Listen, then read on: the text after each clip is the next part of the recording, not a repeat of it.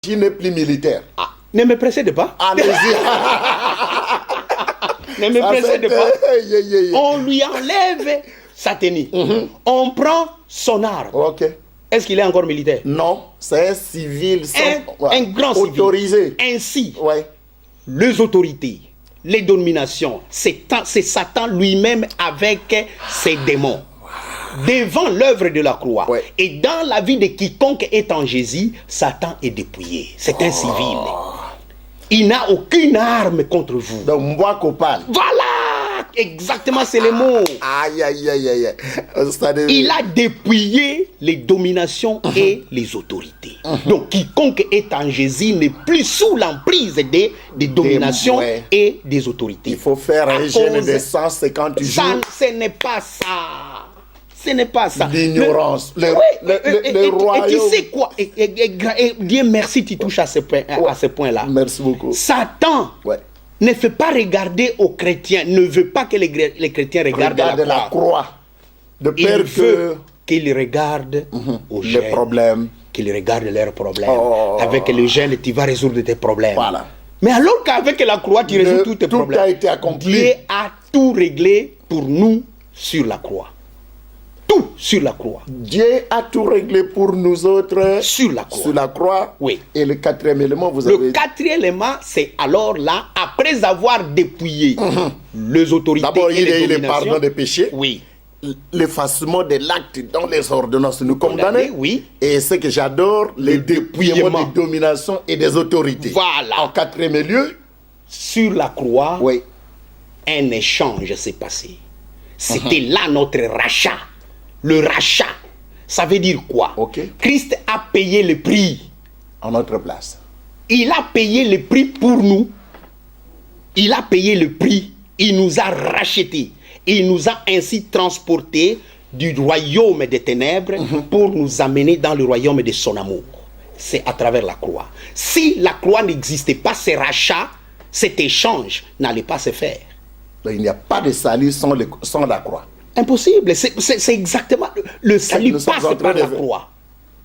Le salut passe par la croix. C'est que beaucoup de gens ignorent. Ou ils ignorent ça. C'est pas, il faut appeler ça l'ignorance ou la négligence. Il y a aussi une manœuvre de l'ennemi. L'ennemi n'aime pas qu'un chrétien regarde la croix. Il sait que dès qu'un chrétien regarde la croix, lui subit la défaite. De facto. Tout de suite, c'est la défaite pour lui. Donc, voilà, à travers ces quatre choses, combien la croix est puissante dans notre vie. Si d'une part, tu n'as rien fait, mais tous tes péchés sont pardonnés. D'autre part, tu n'as rien fait. Tu n'as rien fait. On annule l'ordonnance qui te condamnait. Tu n'as même pas demandé. Non. Ensuite, ton ennemi, on le dépouille, même s'il est devant toi. On a démontré ça dans le séminaire. Si le diable a le venin, mais Jésus a mis l'antivenin. Voilà. Il ne peut plus nuire. Si il dit, il est comme un lion rugissant. On lui enlève tous les dents. Toutes les dents. Non. Avec quoi il va encore mordre? Non, rien. Nous avons affaire au lion de la tribu de Juda. Voilà. Donc c'est comme ça que nous voyons qu'à travers la croix, il y a une puissance. Les gens ont regardé la croix et ont crié. Mais vous devez regarder la croix et applaudir Dieu. Chers amis téléspectateurs, nous devrions profiter de ce genre d'enseignement. La croix, c'est la puissance et la sagesse de Dieu. Amen. L'homme de Dieu vient de les démontrer en termes, parce qu'il est à côté de Pyramide Magazine, où on lui a demandé, on lui a supplié de se rabaisser un peu, c'est-à-dire d'utiliser un langage un peu terre à terre. Je crois que tout le monde va devoir profiter de ce genre d'enseignement pour notre croissance spirituelle. Cela étant, mais homme de Dieu, la plupart de vos collègues aussi ne s'intéressent pas à ce genre d'enseignement, que vous le voudriez ou pas, mais détenez-vous peut-être quelque part un petit secret de la croix de Jésus, au moment où d'autres prédicateurs ne s'intéressent plus qu'à l'enseignement de la prospérité, par exemple. Par ce temps qui court, bien sûr. Bon, je ne veux pas prétendre, moi, détenir le secret de la croix. Et je veux vous dire que je ne souhaite pas commenter ce que les gens font dans leur ministère. Chacun a reçu son appel. moi j'avais reçu mon appel. Oui. Et je fonctionne. À titre de rappel, vous pouvez nous rappeler, dire un petit mot sur ce qu'a été votre appel? Bon, oui. Je ne sais pas Parce que vous évitez toujours ce genre de questions quand on vous tend le micro. C'est pas une façon d'éviter. Mais c'est pas de la polémique. Hein. Tout à fait, pas du tout. Ouais. Mais je souhaite rappeler aux gens. Ouais. Et même à vous, vous le savez, je point n'ai besoin de rappeler cela. Moi, je viens d'une famille musulmane. Ouais. Vous comprenez? Oui. Mon père était polygame. Oui. Je n'ai pas grandi dans une maison où on citait les noms de Jésus. Non. Non. Mais curieusement. Mais un jour, ouais. Et il y a un passage qui m'avait tiqué dans la Bible. Quand la personne qui me prêchait a dit, l'homme que je vous amène, il dit de lui-même, je suis le chemin. Je suis la vérité. Et je suis la vie. La vie. J'ai dit chemin, vérité et vie. Et il utilise quoi? Je suis. Moi, je suis linguiste. Je sais. Il dit, il dit quoi de lui? Il dit, je suis. Je suis. Pas je serai. Non. J'étais. Non, ou je vais vous aider. Non. Non, mais il dit, je suis. Avec précision. Aucun prophète, et quelqu'un peut me prouver c'est le contraire, aucun prophète dans la Bible n'a dit cela de lui. Avec assurance. Mahomet n'a pas dit ça de lui. Non. Il dit, je vais vous aider, vous montrer la voie. Mais moi, je ne suis pas la voie. Non. Mais cet homme, ici, il dit qu'il est lui la voie. Il est lui le chemin. Et regarde comment il termine. Il dit qu'il est la vie. Il dit, nul. Cela veut dire personne ne va au Père s'il ne passe pas par moi. Le passage obligé. Alors, j'ai réfléchi sur ça. Et dit, mais si cet homme n'est pas ce qu'il dit, alors c'est le plus grand escroc qu'on n'a jamais vu. Que le monde n'est connu. C'est le plus grand escroc qu'on n'a jamais vu. Or, tout prouve qu'il est ce qu'il est. Donc ce qu'il dit est vrai. Donc indiscutable. Voilà mon appel.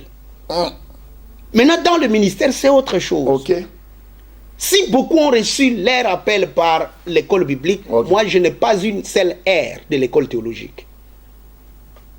Je n'ai pas 30 minutes de l'école théologique. Ce que je prêche, je le reçois de Dieu.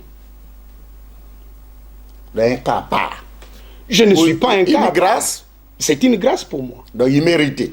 Parce qu'il y a beaucoup de gens qui m'ont connu, avec qui on a côtoyé, mais quand ils vivent les révélations que nous leur donnons, ils se posent la question, mais d'où lui vient ça? Ça lui vient d'où? D'où lui vient ça? Ça lui vient d'où? Pasteur, tout récemment, vous étiez invité par l'église Porte Ouverte Chrétienne, qui se trouve à Mulhouse, je crois, en France, pour aller animer la semaine de Gênes. Connaissons bien le pasteur responsable de ce méga church, pasteur Samuel, je crois, si ma mémoire ne me trahit pas, qui ne cède pas la chair, le micro, à n'importe qui. Comment avez-vous fait un peu pour arriver à les convaincre? Avant de répondre à cette question, je souhaite terminer sur la question d'avant. Je ne prêche pas la prospérité puisque Christ n'a pas prêché la prospérité. Ah, ça c'est... Je ne prêche pas la prospérité puisque Christ me dit, tout celui qui est dans mon royaume, la prospérité le suit. Et moi, je suis dans le royaume de Dieu. Donc la bénédiction va nous suivre. Voilà, moi je ne pas suis le contraire. Je ne suis pas les choses, mais les choses me suivent. Voilà pourquoi je n'ai pas besoin de... C'est automatique. Mais écoutez, il y a des gens qui ne lisent pas bien la Bible. Il faut lire la Bible. Regardez, même dans les jardins d'Éden. L'or pur était là. Est-ce qu'Adam est allé les chercher? Non. Il est allé creuser? Non. Le diamant était là, le bédlimnium. Le diamant était là. Est-ce que les pierres précieuses et tout ça. Il était allé creuser? Non. Alors, le Seigneur Jésus était ici sur la terre. Dites-moi, qu'est-ce qu'il avait? Rien. Qu'est-ce qu'il manquait? De rien. Oh. Et il n'avait rien et il ne manquait de rien. Voilà. Mais il avait accès à tout. Quand il a besoin. Et c'est l'homme le plus prisé que la planète. Quand il avait besoin d'une Mercedes pour entrer à Jérusalem, qu'est-ce qu'il a dit? Non, allez dans le village ici, Vous allez trouver une Mercedes que personne n'a encore utilisée. Détachez la Mercedes. N'est-ce pas? Amenez-la moi. Ouais. Si la personne vous pose la question, dites-lui le Seigneur. On a besoin. Le Seigneur. Et le Seigneur, c'est qui? C'est le propriétaire. Oh my God. Le propriétaire en a besoin. Maintenant, il me dit, tel moi je suis, tel toi tu es. Mais comment moi je dois être différent? Fait à son image. Comment je dois être différent? Voilà pourquoi je n'ai pas besoin, moi, de me tracasser, de chercher des stratégies pour devenir ceci. Je n'ai pas besoin de ça. J'ai besoin d'un homme. La vie, c'est un homme. Le chemin, c'est un homme. La vérité, c'est un homme. Et même la résurrection, c'est un homme. Puisqu'il a dit, je suis. Wow.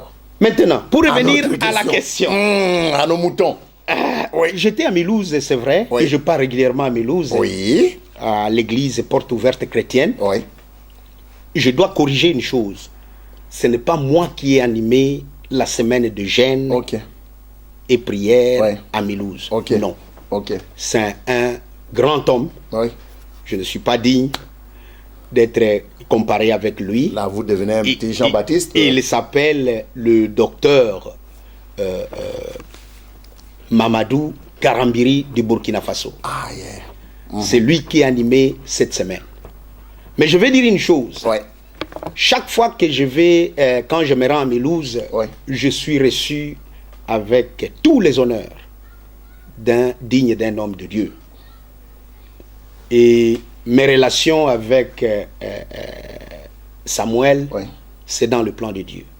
Voilà pourquoi je souhaite ici confirmer que nous nous attendons très bien. Je vais à Mulhouse régulièrement.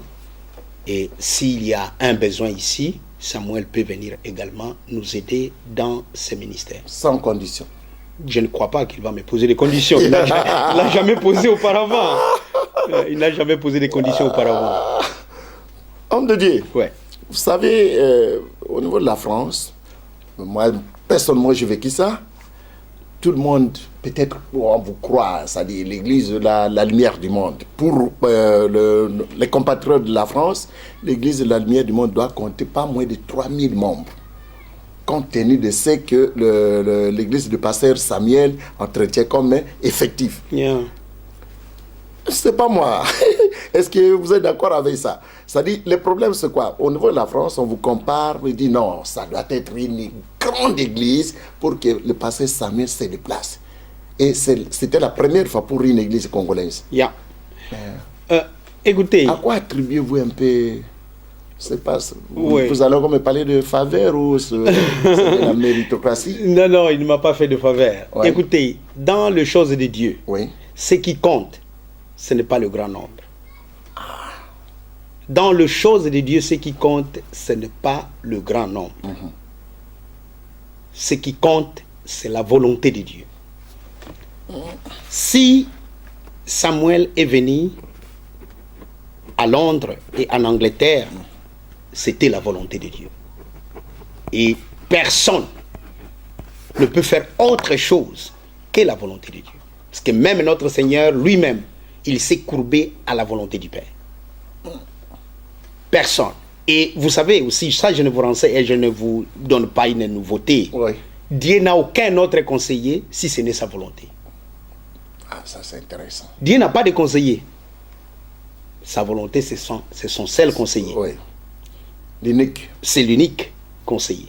Et aussi pour revenir au grand nombre, regardez dans Apocalypse.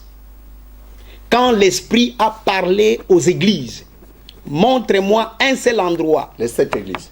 Une reproche où il dit, c'est puisque vous n'êtes pas nombreux. Nulle part.